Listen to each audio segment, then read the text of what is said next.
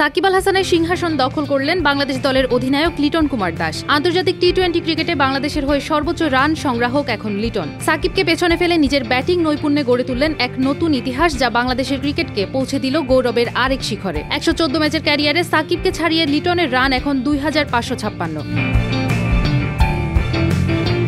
দেশের সেরা ক্রিকেটার সাকিব আল হাসানের চেয়ে ১৮ রান পিছিয়ে থেকে সুপার 4-এর প্রথম ম্যাচে মাঠে নামেন লিটন দাস। তবে লঙ্কানদের বিপক্ষে ১৬ বলে ২৩ রান নিয়ে সবার চূড়ায় উঠে যান এলকেডি। লিটনের পরে ২৫৫৫ রান করেছেন বিশ্বসেরা অলরাউন্ডার সাকিব আল হাসান। এমনকি লিটন, সাকিব আর মাহমুদুল্লাহ ছাড়া বাংলাদেশের আর কারণেই ২০০০ রান।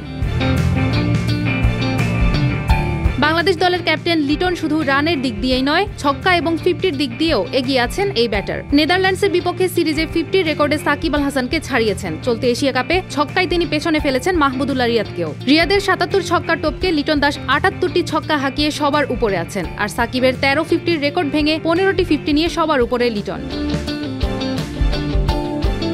টি-20 ক্রিকেটে বাংলাদেশকে নেতৃত্ব দিচ্ছেন লিটন দাস। নেতৃত্বের পাশাপাশি ব্যাটিংয়েও নৈপুণ্য ছড়াচ্ছেন এই ডানহাতি ব্যাটার। চলতি এশিয়া কাপে লঙ্কানদের হারিয়ে সুপার 4-এর প্রথম ম্যাচেই দারুণ জয় পেয়েছে বাংলাদেশ। লিটনের নেতৃত্বে এমন জয় বাংলাদেশকে ট্রফি জয়ের স্বপ্ন দেখাচ্ছে।